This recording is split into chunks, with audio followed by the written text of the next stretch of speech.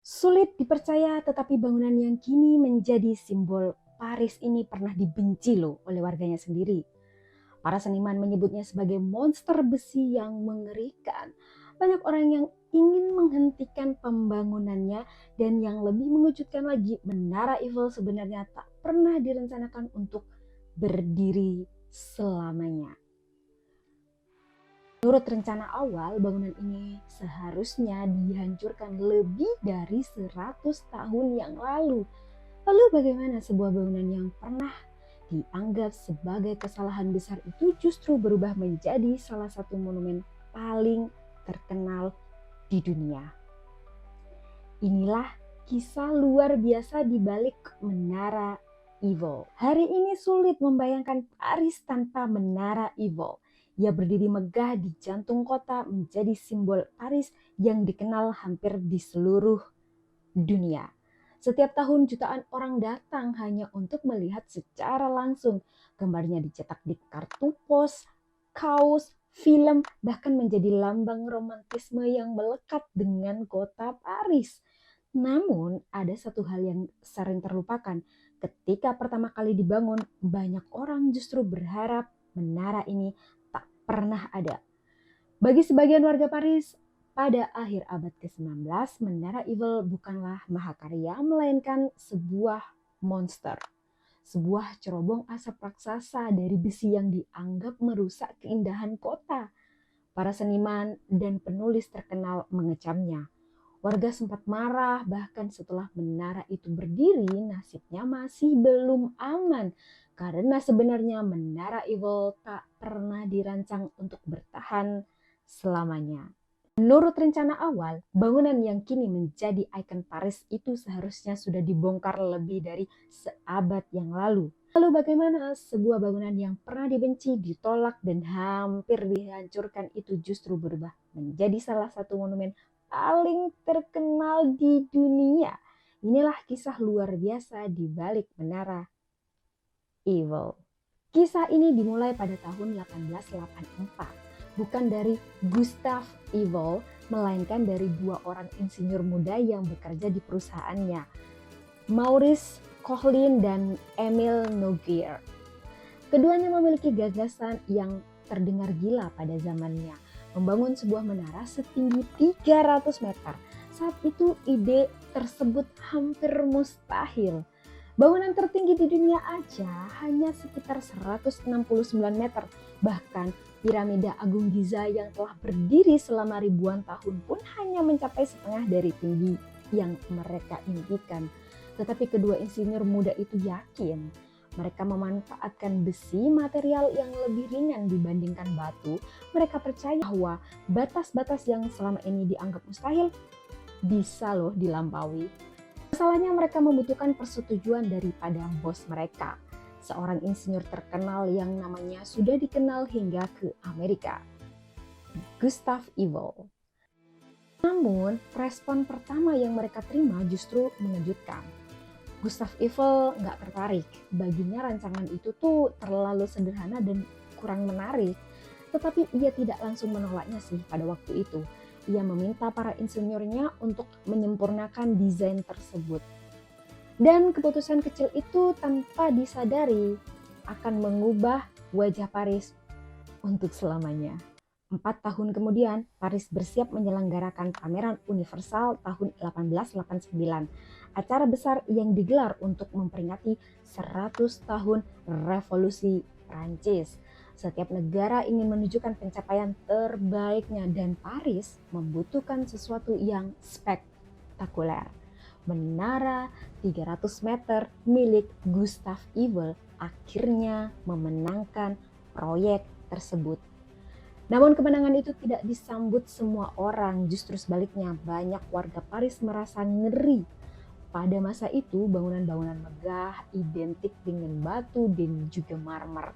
Sedangkan besi yang dianggap sebagai material untuk pabrik, gudang, dan stasiun kereta. Muncul pertanyaan yang membuat banyak orang marah. Mengapa pusat kota Paris harus dihiasi oleh tumpukan besi raksasa?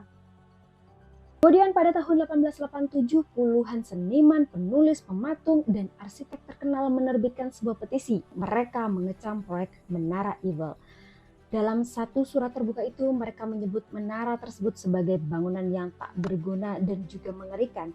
Sebagian bahkan menyamakan Menara Eiffel dengan cerobong asap pabrik raksasa yang akan merusak keindahan. Tetapi Gustave Eiffel tak mundur. Ia menjawab kritik itu dengan tenang. Menurutnya, orang-orang yang menganggap menara itu jelek hanya belum bisa melihat keindahan dari zaman baru yang sedang lahir. Dan waktu akan membuktikan siapa yang benar. Setelah berbagai perdebatan pembangunan, akhirnya dimulai pada Januari 1887, namun masalah baru segera muncul. Tanah di sekitar lokasi ternyata sangat berlumpur karena berada di dekat sungai Seine. Fondasi biasa tak mungkin digunakan. Untuk pertama kalinya, Prancis Gustave Eiffel menggunakan ruang bertekanan udara agar para pekerja dapat menggali di bawah permukaan air.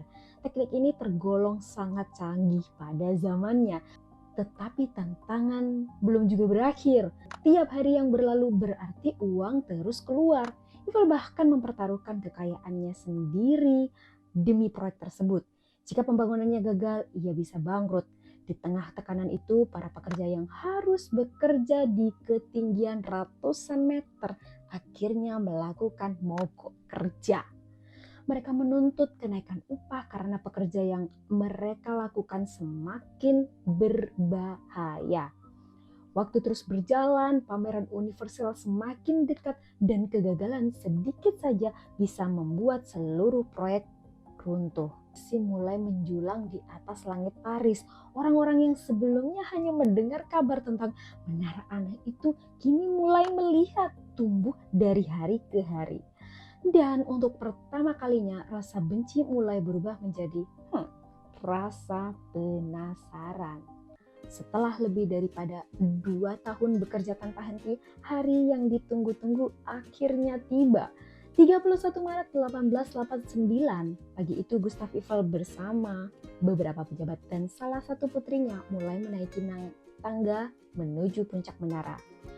Waktu itu belum ada lift, semua orang harus mendaki ratusan anak tangga untuk mencapai bagian tertinggi. Dan ketika mereka sampai di atas, sebuah bendera Prancis dikibarkan di langit Prancis. Pada saat itulah, untuk pertama kalinya dalam sejarah umat manusia, berdiri sebuah struktur buatan manusia setinggi 300 meter. Sebuah pencapaian yang sebelumnya dianggap mustahil hanya dalam waktu 2 tahun, 2 bulan, dan 5 hari. Mimpi yang dahulu ditertawakan telah berubah menjadi kenyataan. Pameran Universal 1889 pun dibuka dan Menara Eiffel menjadi gerbang raksasa yang menjambut para pengunjung. Awalnya banyak orang yang datang hanya karena penasaran, tapi pemandangan dari atas menara membuat mereka takjub. Paris yang selama ini hanya bisa dilihat dari jalanan, kini terbentang luas di bawah kaki mereka. Dari pertama pembukaan saja, puluhan ribu orang rela mengantri tuh untuk naik. Gak butuh waktu lama sebelum bangunan yang dahulu dianggap jelek berubah menjadi daya tarik terbesar di kota Paris. Namun keberhasilan itu ternyata tak berlangsung selamanya karena badai yang sesungguhnya justru baru akan datang. Di puncak kesuksesannya, Gustave Eiffel telah menjadi salah satu orang paling terkenal di Prancis. Tetapi beberapa tahun kemudian namanya tiba-tiba terseret dalam sebuah skandal terbesar. Skandal Panama. Sebuah proyek ambisius untuk membangun terusan Panama mengalami kegagalan dan menyebabkan ribuan investor kehilangan uang mereka. Meskipun Gustave Eiffel tidak menjadi penyebab utama kegagalan tersebut, namun ikut terseret karena ia mendapatkan keuntungan besar dari kontrak pembangunan pintu air terusan itu.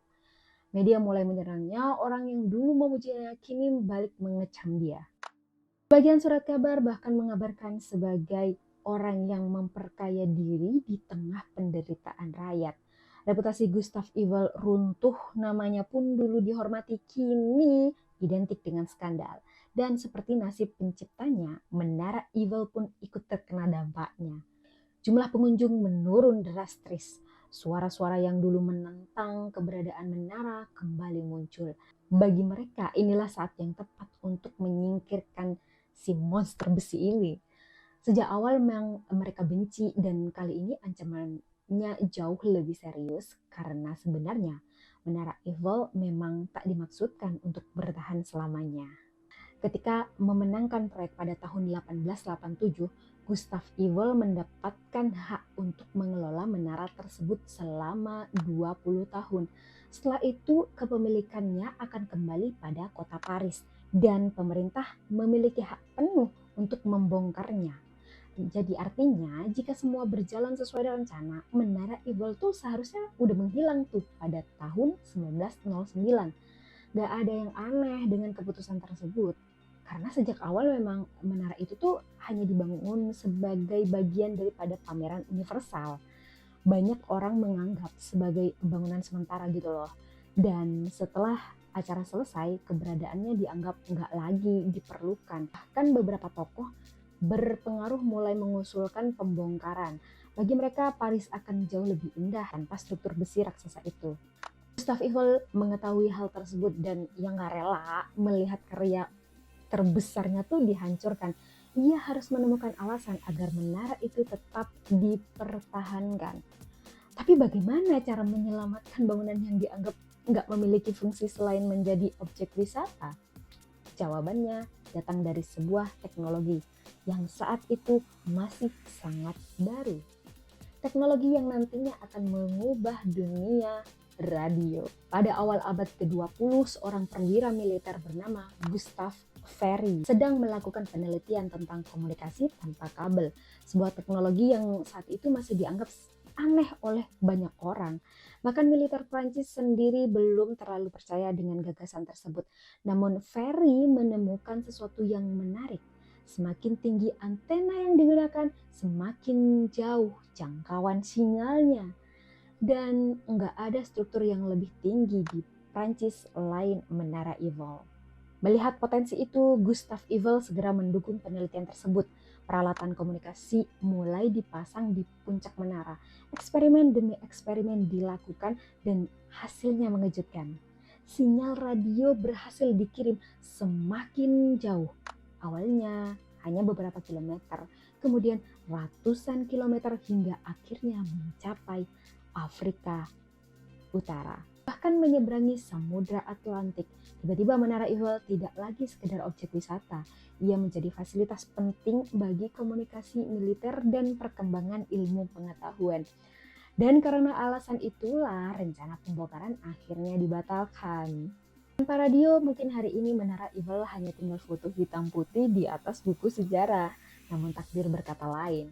Bangunan yang dulu dianggap nggak berguna ternyata justru menjadi sesuatu yang sangat berharga. Lebih daripada 130 tahun setelah peresmiannya, Menara Eiffel masih berdiri di tempat yang sama.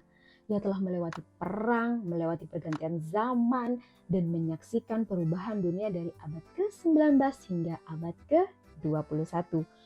Jutaan orang datang setiap tahun untuk melihatnya. Banyak pasangan mengabadikan momen romantis di bawahnya. Dan bagi sebagian orang, Menara Eiffel adalah Paris itu sendiri. Sulit dipercaya bahwa bangunan yang sekarang dicintai oleh seluruh dunia ini pernah dianggap sebagai kesalahan besar. Pernah disebut juga sebagai monster lah. Pernah hampir dihancurkan dan pernah menjadi simbol daripada kontroversi. Namun sejarah seringkali memiliki cara yang unik untuk mengejutkan manusia. Karena terkadang sesuatu yang pada awalnya ditertawakan justru akan menjadi warisan yang paling dikenang. Mungkin itulah yang membuat kisah Menara Eiffel begitu luar biasa. Bukan karena ia pernah menjadi bangunan tertinggi di dunia, tetapi karena ia membuktikan bahwa sesuatu yang dibenci pada masanya belum tentu akan dibenci selamanya. Dan lebih dari 1 abad kemudian, monster besi yang dulu ingin disingkirkan warga Paris itu masih berdiri menatap kota yang dahulu pernah menolaknya. Dan kini menjadi simbol yang tak terpisahkan dari Prancis. Gimana menurut kalian? simbol ikon Paris yang sangat terkenal di seluruh dunia itu ternyata dulunya pernah dibenci oleh warganya sendiri. Terima kasih telah menonton video ini dan sampai jumpa di video arsitektur lainnya. Bye!